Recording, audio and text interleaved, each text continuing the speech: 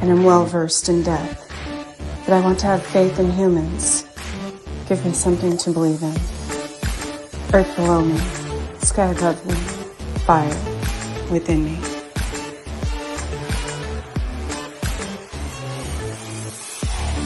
Brought to you by UPRN Network. I'm Trish Mo, and this is The Missing Piece.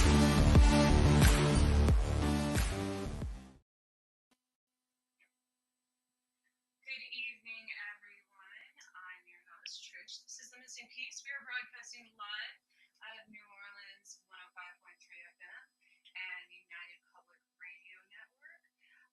We are also on broadcasting archives on Roku now. You can find us on SoundCloud, Podbean, pretty much any of your favorite podcast stations. So give those a look if you happen to miss our regular live shows. Be sure to participate in the chat rooms. Engage with your hosts. We all love. I know I'm getting better. I know what everybody's going to say, but I don't always. Oh my goodness. I don't even know if anybody could hear any of what was just said. Let me start over. I was saying engage with your hosts. We love it when we get feedback. And I do want to thank Carnation as well as the station for sponsoring my show. So, without further ado, tonight, I don't know where, I intuitively talk about things. Sometimes it 99% of the time, it's things that I have researched over the years. But didn't write about it, didn't release it, whatever, because it wasn't the right timing. And then I just get this wild hair. So sometimes, when I know extensive information about certain topics, it's not like I didn't just pull out those out of thin air that day. It's actually because it's something that interests me or something that I have been doing a lot of research on for a long time. So that is what tonight's show is about. But first, I do want to say, me and my moons, we have a full moon of April coming up. That is the pink moon. That's going to be happening on April 6th, actually at 5, I think like 5:30 in the morning, 5:34 a.m. Um, but as always, it's the 3 days prior, as well as the 3 days pre and post full moon that you get that energy. So just be careful out there. People are kind of on edge, have higher anxiety because it is a lot more energy during those times. So if you're on the road, you'll see cases of road rage. You'll see things like that escalate. Even people with heart problems and such.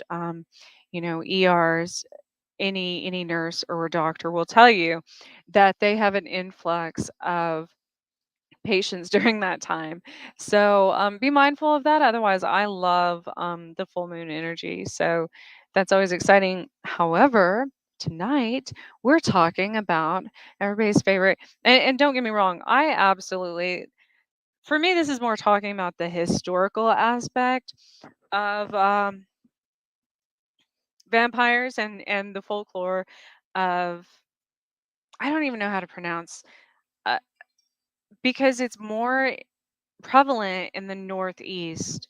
Um, and then as far as the books, a lot of the books and the movies and such, this is the far west, as far as northwest, as far as like Alaska, Canada, things like that. So a lot of you probably know more on this specific um, being than I do. However, I love the vampire community. Um, Obviously, I'm friends with vampires. We'll sell all the monsters. So, um, but there's a lot of kind of cross reference throughout history between, obviously, different blood types, different, um, even going back, when we were talking about the cannibalistic giants, things like that. So this one it it sounds to me almost Egyptian. However, there's no proof of that. There's no documented evidence of that. Um, it is native. Um, it's a Potamkin, um, and that's it. That's exactly how it's spelled as well. It's a creature in Native American mythology in the northern North America, anyways. It's a giant fanged sea monster that lives in the Passamaquoddy Bay and pulls people in to eat them, particularly careless children. Um, it's said to have long red hair, and in some versions, it was a human woman before being changed into a serpent. One interpretation of the Apo- Ap- Apotamkin myth is that it was used to instill fear into children to keep them from venturing into areas alone and without parental guidance. In popular culture, it was briefly referenced in the 2008 film Twilight. It's often mistakenly called a vampire by non Native Americans, especially since it was named as such in the film. But in Maliseet and Passamaquoddy legends, it's completely unrelated to vampires. Why do I bring this one up? Because um because obviously I have been growing up as a redhead, a natural redhead, obviously. I have been teased and compared to pretty much every monster out there. It doesn't matter what it is. Um, so the what's interesting about this one, okay, is well, I'll get to that in a minute. So the legendary creature has fascinated people for centuries. Its origins dating back to Native American folklore known as the ice giants. The apot I can't even say it. Apotamkin is said to inhabit the frozen tundras of the far north, preying on those who dare to venture too close to its territory. But is there any truth to these tales? Some believe that it's simply a myth, of course, while others swear they've encountered the creature firsthand. So, whether you are a skeptic or a believer, there's no denying that the legend of the Apotamkin is a fascinating. It's a fascinating topic to me that's captured the imagination of people for generations, obviously, and been passed down. um, so we're going to delve into the world of this creature, and try to uncover the truth behind the myth. The origins, um, legend has it that its roots in obviously in Native American folklore, particularly among the Inuit and the Yupik tribes who inhabit the Arctic regions of North America. And according to legend, it is a giant humanoid creature, that lives in the frozen tundras of the far north. Obviously, it's said to be incredibly fast, agile, and it has white fur that blends in perfectly with the snow and ice. It's said to be incredibly strong, capable of ripping apart its prey. So, in my opinion, if we're reading something that natives documented or wrote about, hundreds, thousands of years ago, something that's white blends in perfectly with the snow and ice, giant creature, humanoid even, in some descriptions. So your first thought would probably be, well, one, a polar bear, right? Just picture yourself if it was a crazy blizzard or even a snow squall, wind was blowing, and polar bears can be look huge if they stand up, especially. Um, and so imagine if you ran into a polar bear that was standing on two legs. Bears do that a lot, actually. And but you're in the middle of this storm and you'd never seen anything like that in your life. Obviously, it's got blowing white fur, blends in with the snow, giant monster, and they did polar bears are one of they will hunt just for blood, for hundreds of miles. So, um, that's one theory of mine that that happened during those times. Maybe they just assumed they were seeing a monster, and obviously, especially during, I don't know if you've ever traveled a long ways in the snow, but you start kind of getting what is it? What's it called? The snow blindness, right? So you start that starts happening, and then obviously your imagination starts running wild, I'm sure, especially if you were out in the middle of, the Arctic tundra for that matter.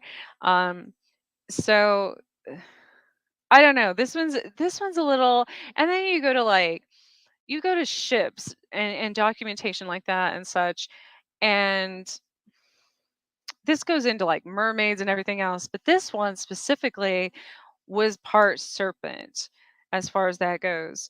Um, Anyways, moving on. Um, this legend's been passed down through generations of the Inuit and Yupik people, and there's many variations of the story. So some versions describe it as being a malevolent being that preys on humans, while others portray it as benevolent, or kind of a guardian of the Arctic wilderness. Despite those differences, however, the common theme that you see throughout all of these stories is the fear and the respect that the Apotamkin commands. So the origin of that name is unclear. Some scholars believe that it comes from the Inuit word aput, which means snow. Others believe it comes from the Yupik word Apotamkin, which means giant. Whatever its origins, I know I keep saying that word, origins. Um, the name has become synonymous with the legendary creature that has captured the imaginations of people for centuries. So there's see, this is another thing. While it's been around for centuries, there have been relatively few reported sightings of the creature in modern times. However, we're starting to see that trend come back, right? In almost every cryptid, every legend, folklore, all things are coming back around. Even dinosaurs, are being spotted all over the world, apparently. And obviously, many of those being investigated, those stories being investigated, were either hoaxes or, another type of animal or whatever. But the point is, um, I have a theory on that as well, right?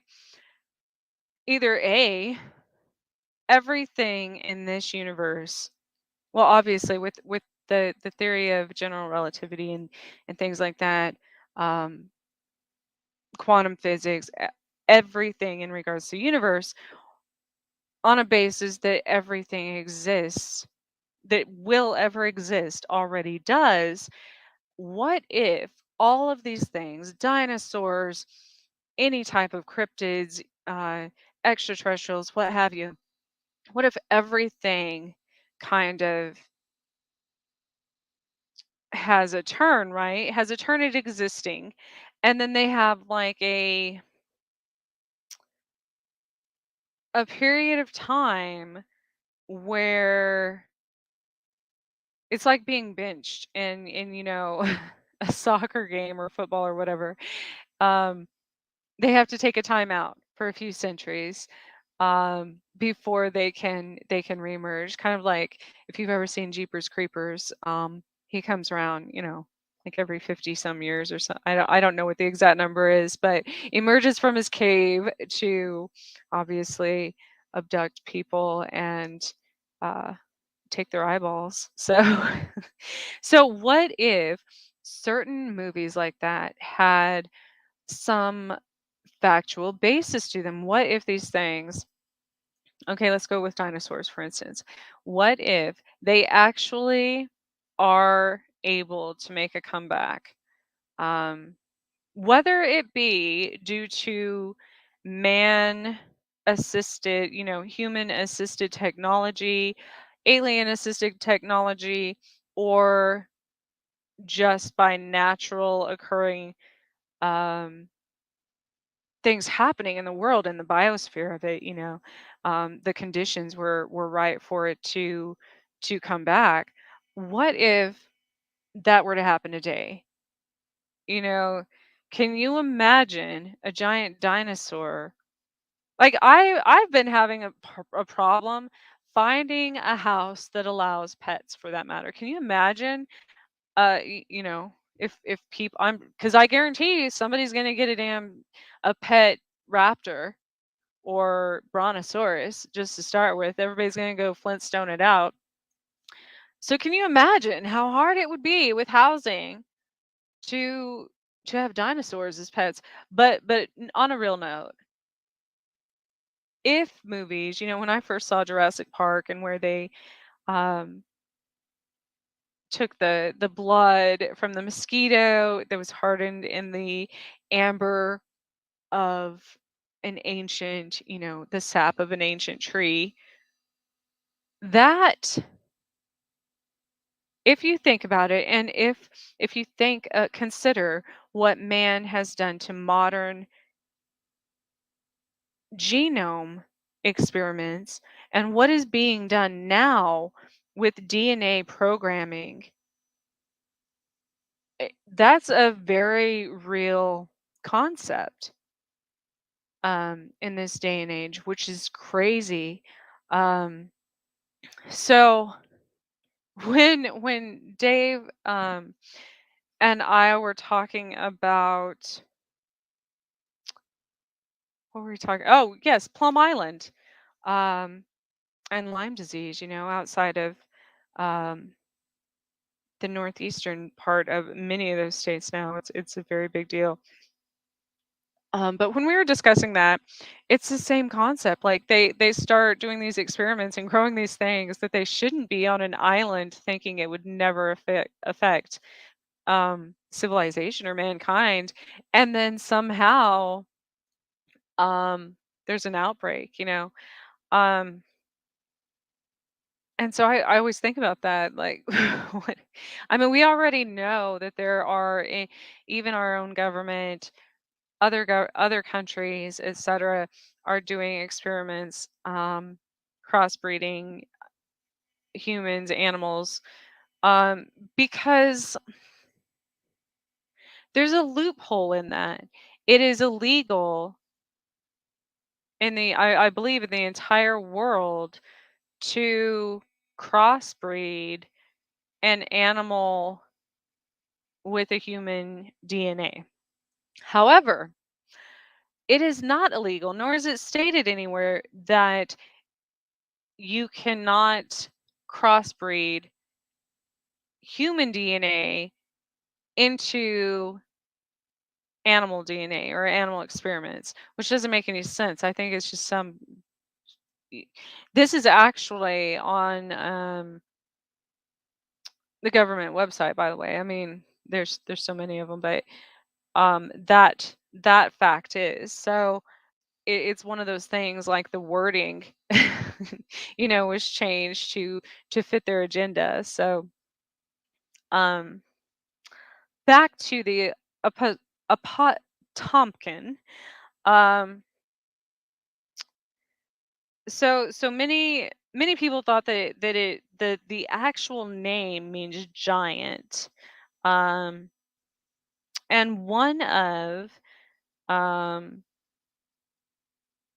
even though it was said to be able to disappear, into the snow and ice almost immediately in an instant. One of the most famous sightings of this creature um, was in the 1930s when a group of fur trappers claimed to have encountered the creature in the Canadian Arctic. And according to their account, it attacked their camp one night, killing several of their dogs and leaving behind huge footprints in the snow. So this sounds almost like the Yeti or, something like that. The trappers claim that the creature was incredibly fast, agile. They were unable to get a good look at it before it disappeared back into the wilderness. And in more recent years, there's been obviously fewer reported sightings of it. Um, and obviously, many skeptics believe that this is because the creature never existed in the first place. While others argue that it's just become more elusive over time, or, it could have actually gone extinct. Um, so, the characteristics of this thing um, is that it's humanoid in appearance, obviously, giant humanoid, stands over 10 feet tall, um, obviously covered in white fur. Its eyes glow red in the darkness. Um, and it's capable of outrunning anything incredibly fast. Um, but then others state that it's helped lost travelers find their way, back to civilization, or um, I don't really, I think there's been so many different, and it always says particularly it becomes malevolent, um, preying on humans, particularly to those who venture too close to its territory. Um, so again,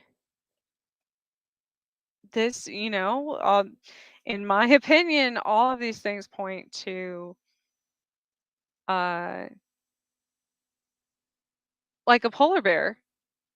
I don't know. What do you all think? Do you think that this sounds more like a polar bear, or do you think that this is a completely new cryptid? Well, it wouldn't be new, obviously, it's very old.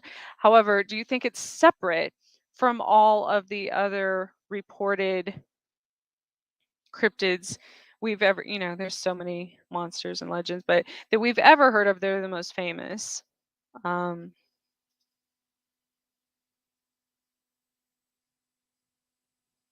I think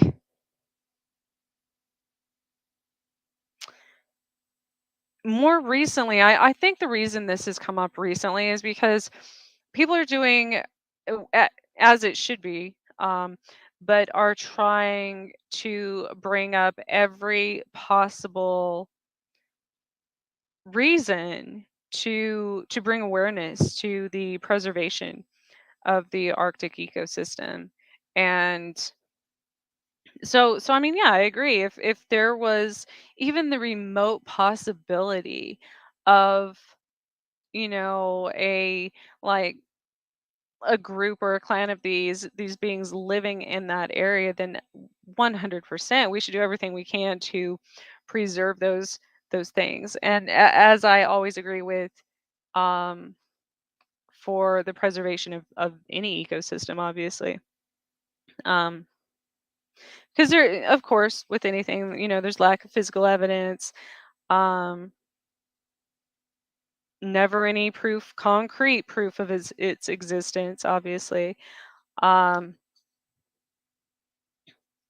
but I don't always dismiss that, because birds, for instance, do you know why we don't ever find, all of these ancient birds that supposedly existed throughout history? Well, because it's due to the makeup of they have much more delicate bone system, skeletal system. I say bone system. They have a much more delicate skeletal system. And so the makeup of those, it breaks down much faster, um, as far as decomposition goes. They decompose at a much faster rate than any other, than the skeletal system of any other being. So that's why you don't find, that doesn't mean they didn't exist. That just means we don't have proof after the fact that they existed, you know? It'd be much like an entire civilization, um, I don't know, burning up somehow. We wouldn't have any proof of that. We'd have a lot of ashes. I mean, sure, just like cremation or anything. There'd be, bones left over and stuff. But I'm saying as far as entire skeletons of these creatures, fossils, things like that. No, you don't find that very often with birds because their makeup breaks down um, at a very quick rate. So I didn't actually know that until about a year ago. Um,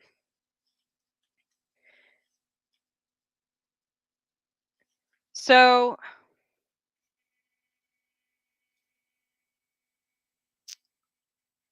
the funny thing about this is, I think that we turn a lot of these. I know my parents did anyways. And yes, it was for the safety of our children. Like, I'm sure my parents, it's like the boogeyman. Everybody told us there was a boogeyman, not to go places we shouldn't when we were little. Um, and it does. It invokes fear. Um, but essentially, it's with the intention of keeping your child safe, and that's initially how they thought that this creature first existed. I don't know, I don't understand where it went from. I don't understand where it went from being a serpent to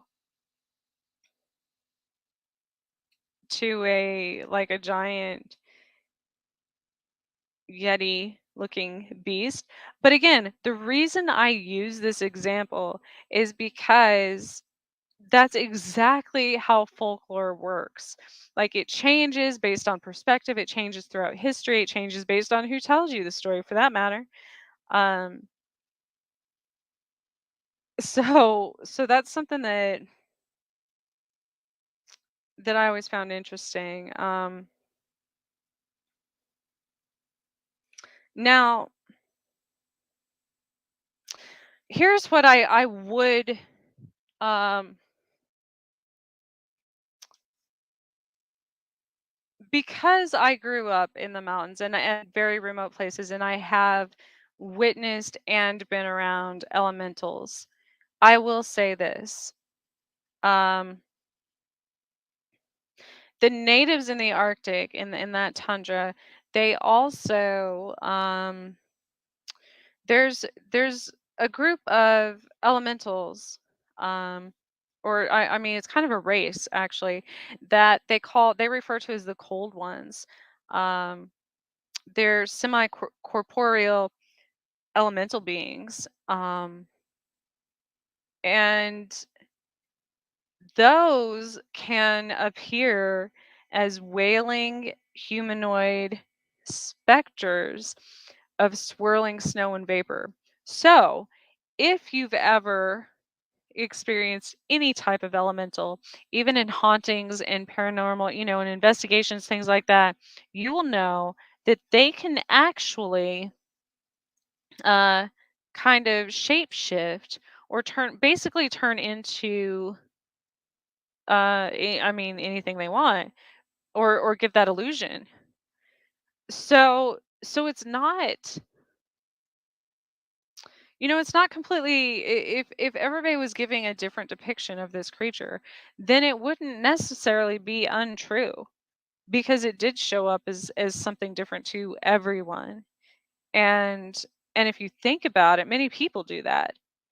Like you act a different way. What if your outside body matched, like the way you look externally matched the exact, I guess, interpretation in your own mind that you projected or presented towards other people all the time?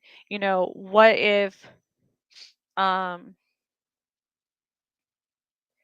what if it matched that image? That's a scary thought. Like, how would it, because we all appear differently to everyone, we appear differently to our family than we do our employers, or you might appear differently to, I'm saying in your own mental image or your own projection, to like your children or other people's children than you would interacting with other adults. I think this is no different, although dealing with elementals again, they could shapeshift into an animal or a person or a 10-foot tall, white furred whatever in the snow. Absolutely. That's that's something I could get behind as far as the theories of this thing. Um Now, I came across something else, so Bram Stoker's Dracula used to be one of my absolutely favorite movies. Um It was. Before we get to that, I did want to share. I don't know if anyone remembers watching this week's movie review, I guess, from the past for you all is 30 Days of Night. I don't know if anyone remembers that, but it was, oh my goodness, it was a, let me bring this up. Let's see, I can share my screen.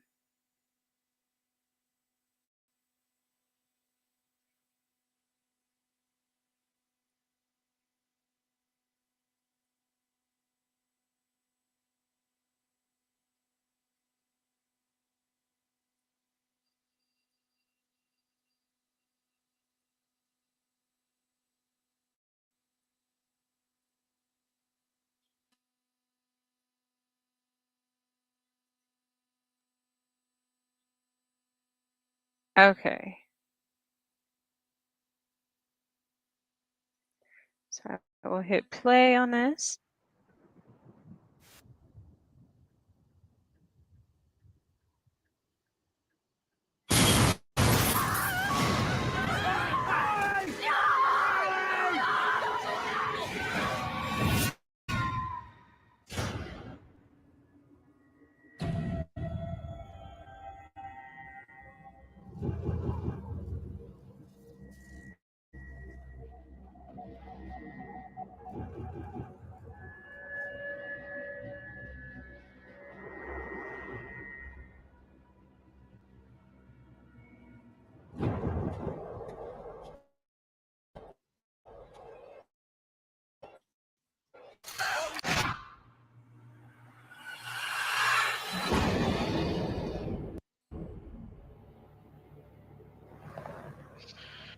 We need you at the station. Copy that. Board the windows. Try to hide. They're coming. They? Who are they?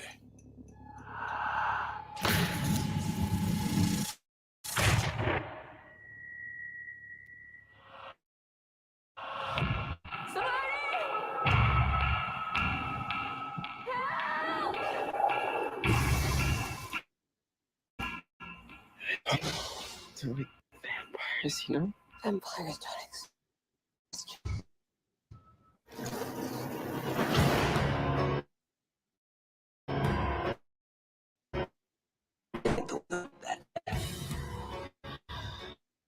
They're tearing through everyone's home.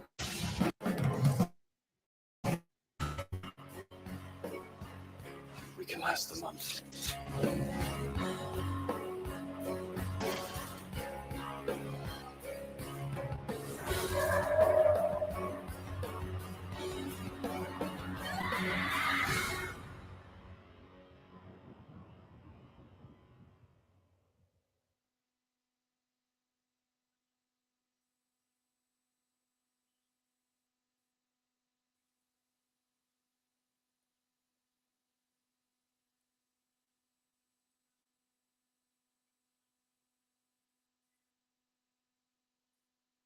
Okay.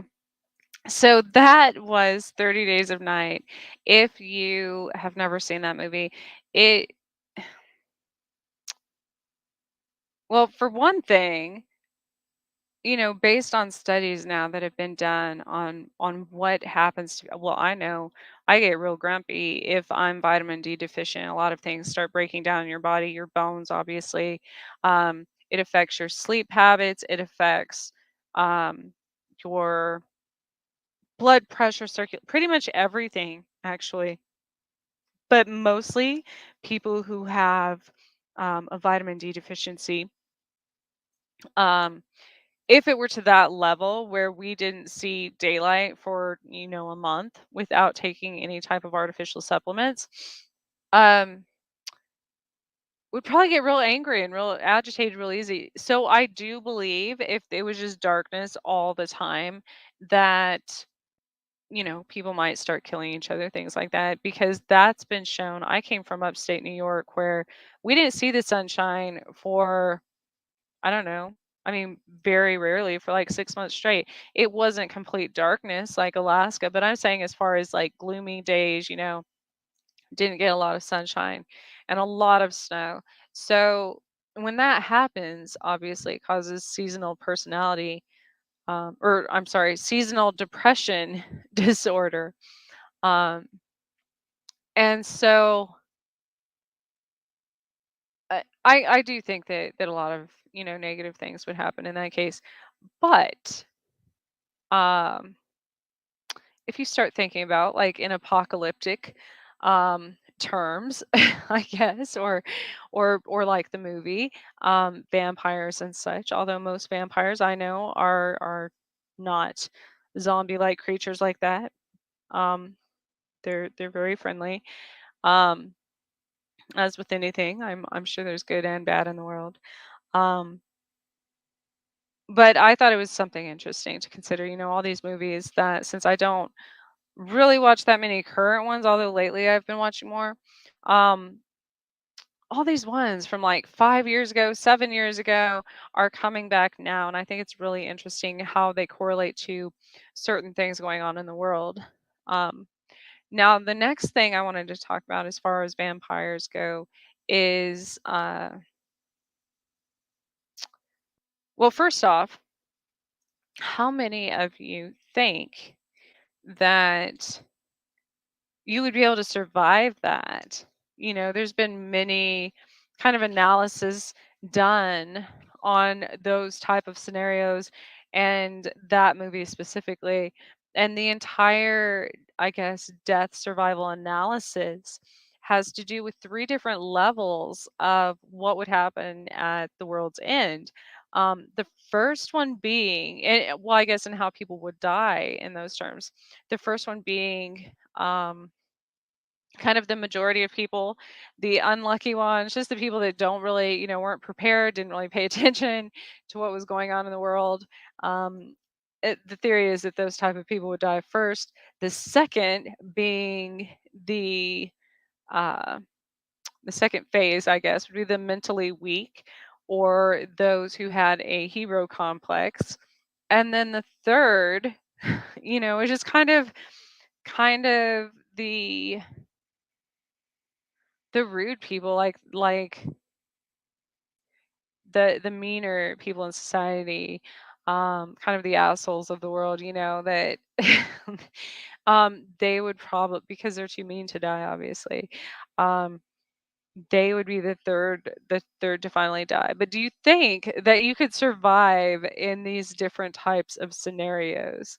um Let me know what you think about that, because I think it's interesting. I should do a survey, like a poll on that. Um, Now, so this past, was it this? Yeah, it was this past year.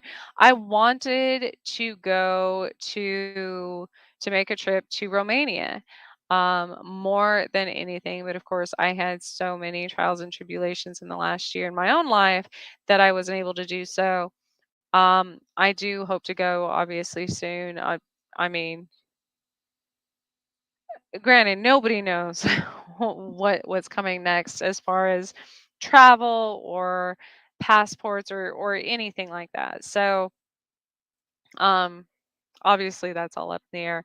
But I think it would be amazing to actually go to like Transylvania and see um Dracula's castle. Excuse me, and things like that. There was a magazine article. It was from a long time ago. It was or not magazine, I apologize. It was in the newspaper. It was a Saturday Evening Post. When I was initially researching this a long time ago, I pulled this up, and it was called A Sentimental Journey to Dracula's Hometown. Well, why this was extremely interesting actually is because um, the man in this documentary style article uh, states a lot of things that you never hear anyone talk about in any type of interview or anything regarding um, Dracula. Not even any of Bram Stoker's research. So that's what I found intriguing um, with the Cinema Journey to Dracula's Hometown, because it actually goes into there's a lot of other details that you never hear, you know. Um,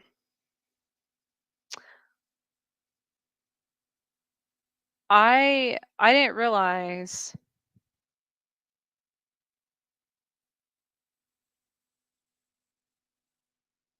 So in Romania, um,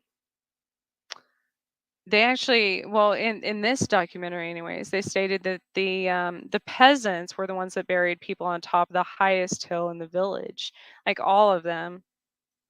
Um, and it was actually like the translation of the names of these towns. The first one, um, I don't know what the first one. It was called Cluj. I can't pronounce it. CLUJ. Um, it's the first town on out of the Bistrita, Bistrita. I don't know how to. I'm completely butchering that as well. Anyways, it's the first town outside of that, but it's the literal meaning of that name is hell in Romanian, and so that's right outside um, the first little village, which is never mentioned in any of Bram Stoker's works. Um, so they, you know, it's not a coincidence that the road from the Golden Crown literally, quite literally, ran into hell. Um, so apparently in those mountains, you know, obviously, they get a lot of snow and cold air and things like that. In the summertime, spring, summer, there's waterfalls, all kind like jagged rocks. You know, the I can just picture like the imagery of the forest, you know, being all dark and creepy anyways. And so I think things like that tend to add theatrical, I guess, elements to our imagination. Um, but I do find it interesting that like this historical town, which I have not heard ever mentioned, is quite literally called hell. You know, um,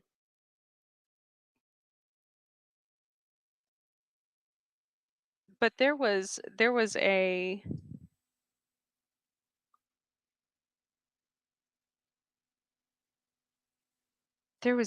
book, Dracula spoke of Harker, of this very land, of the ground fought over by Wallachian, Saxon, Turk. Why, there's hardly a foot of soil in all of this region that has not been enriched by the blood of men, patriots, or invaders. In old days, there were stirring times when the Austrian and the Hungarian came up in hordes, and the patriots went out to meet them. And so while this person's, you know, depicting current times, which this was back in the 80s when that was written, um, it was initially, I believe it was published in 1965 on March 27th, ironically. Um, and so he says there's no people at all now, save for an occasional stroller along with rutted road in one remote mountain town. A score of peasants gathered together for Sunday outdoor dances, things like that. Um, but there's others. Most people on the mountain get out of town or go somewhere else, go home, to wherever they came from before the sun goes down. They will not stay there after dark. Um, and so it says that, um, as he's going up the mountain to see Dracula's castle, it was getting dark. Um, and he was also reading, this is almost like Bram Stoker's depiction, but this man was also an attorney. He's actually reliving everything that happened in Bram Stoker's Dracula in his own life, technically. So he's reading everything on the way up the mountain, just as in the movie, but this is an actual person's account of this, obviously. Um, And Dracula said, I seek not gaiety nor mirth, not the bright voluptuousness of much sunshine and sparkling waters, which please the young and gay. I am no longer young, and my heart, the weary years of mourning over the dead, is not attuned to mirth. Moreover, the walls of my castle are broken, the shadows are many, and the wind breathes cold through the broken battlements and casements. I love the shade and the shadow, and would be alone with my thoughts when I may. And so he continues. Um, they go up the mountain. It says the air grew chill. Uh, Once a group of workmen arranged to build a castle, but things did not go well. Each night, unseen hands destroyed the work of the day. In a vision, it was given to them that the castle could never be finished unless a woman was buried in the thick walls, and it must be the first woman who happened by. That first woman was the wife of one of the workmen. They slew her and put her in the walls. Her little son missed her and came up to the castle to be with his father. The child heard a voice crying to him. He recognized the voice and called, Mother, mother. The voice screamed, Stones press me, my son. The boy attacked the walls of the castle. Attacking, he fell dead. Once there was a noble youth who loved a peasant girl. His family forbade their marriage. Together the lovers walked into a lake. Together they were taken from the water, but separately they were buried on opposite sides of a church graveyard. Soon lilies sprouted from each grave and day by day crept towards each other. In the end, they met and so formed a garland for the church. The sun was setting on the cloudless sky. Our driver wonders if we should turn back. We cannot go all the way up through the pass. It leads into Russia. I said, have him stop the car. I got out and walked down the road and turned a curve and stood alone in Transylvania as the sun went down behind the high peaks. See, this is exciting. Like, I would love to be there just for the historical aspects. I think it would be absolutely amazing. Um, it was very sharp. It was a very sharp little hill by the rushing stream in the valley. There was a tiny woodcutter's shack. No smoke came from its chimney. I went past it and past another hillock. A chill wind blew, and the sun winked down behind a precipice. I went across the soggy land, leading into the shallow stream and crossed by, leaping from rock to rock. Then I stood still in the absolute silence and the half dark. I waited. After a while, I went back to the car. We drove back to Cluj in silence. We saw hardly a soul, only a few horse wagons lighting the way home with their flaring torches.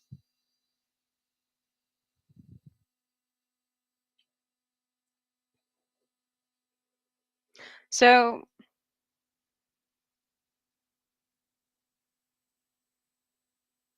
there's a few things that were never stated aside from Count Dracula's castle, the road leading there being named basically hell. But aside from that, so when I lived in New York, there was a castle that was never finished, and a man from Europe initially built it for obviously for his bride, and she actually never got to even see the castle because she died right before it was complete. And to this day, it was never finished. And so that's what that that all reminds me of New York. Um, but they obviously couldn't continue on their journey due to how close they were to Russia at the time, which is equally, then you get into things like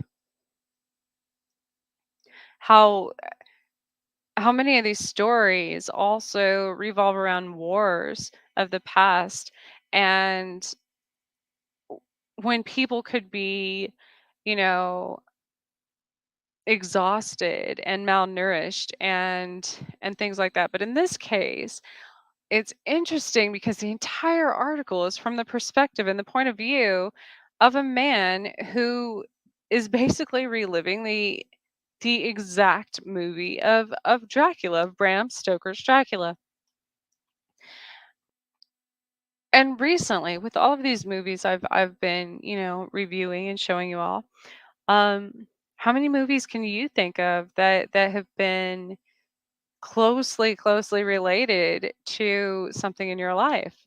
And I think that's how they're meant to be. I think we're it's just that most of the time we're just holding parts, or like we're like extras in everyone else's movies. Very rarely, I guess, do we even consider that we're directing our own all the time, every day. Um so I thought that was another another interesting um point. If you go back through, I'm sorry, that was my daughter and the squeaky door with the cat. Scared me half to death. I'm glad I'm not on film tonight because yeah, like things like that happen. Um, but and see, it totally gets me off track on what I was even talking about. Um, I'm sure that's the purpose though, right? With kids and animals. Um, but as I'm reading, as I've been reading, one moment, please. Yeah, as I've been reading different articles and things, um,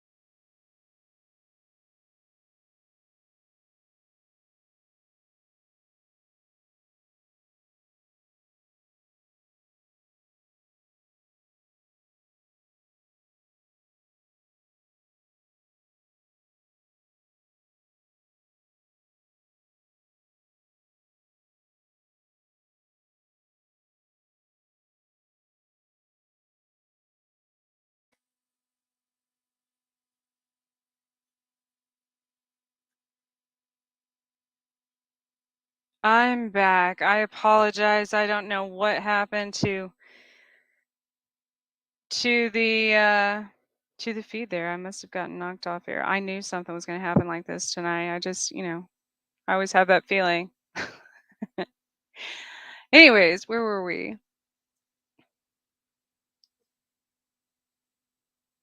Oh, so much of this month, yesterday was World Autism Awareness Day, and April is Autism Awareness Month. So I am going to be talking about that with my own journey, as well as that's something I meant to mention at the beginning of my show, um, and talk about how it affects, our lives. And I'm also going to be interviewing a few people who have are either autistic themselves, or have family members, or care for someone who is autistic as well. So, um, if you all remember, last year I had on Rachel Kleinsmith, who I absolutely love. The Swamp Witch. She also um, is the founder of. She has Vampyre Cosmetics, and um, is back in New Orleans, actually. So I hope to be able to speak with her again. She actually, I should post pictures actually sometime. She came through on a full moon, I believe, in May to Topeka, and we met at the Topeka Cemetery, where they have the mausoleums, and it was really neat. However, it was incredibly hot. No, it wasn't. It couldn't have been May. It was probably, well, maybe. I mean, Kansas gets, like 90 degrees sometimes at the end of May. So, but that was fun. Check out her line of cosmetics, as well as her magazine. She has that as well, and an amazing person. She also used to live in Topeka, and then I also interviewed Denny Sargent, and I am also going to have him back on sometime this year. Um, he's from the Wolves of the West. He's from the Seattle area, so such a fun guy, so informative. His book is amazing. I've also posted that on my website, which is almost done. I know I said that like I don't know, 6 months ago, but this time it really is. Like I've been working really hard during these last few weeks on those things, and so I'm gonna have write-ups about everyone that I've ever had on here, and obviously get back to um, having guests and such on. I just had a very long period of my life where I had a lot going on with family and with moving, and just life in general. So on my new channel, um, I do. I'm gonna go live all the time, like on my different adventures. Obviously, I'm gonna go live on location. Um, and that's something I'm really looking forward to, because that's my passion. I travel to places, and I research the history, and I create photography and art out of those, and write, obviously. So April's also the month of poetry.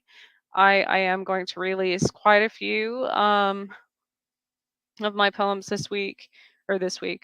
month. Um, And then I'm going to be doing the historical research from a different perspective, on the Titanic, because um, that's something that, now that many of the archives of historical documentation are online, within the last 2 or 3 years, it makes it really exciting to go back and re-examine things that you've researched in the past because you could learn so many new things based on historical documented evidence that maybe wasn't available to us before, you know.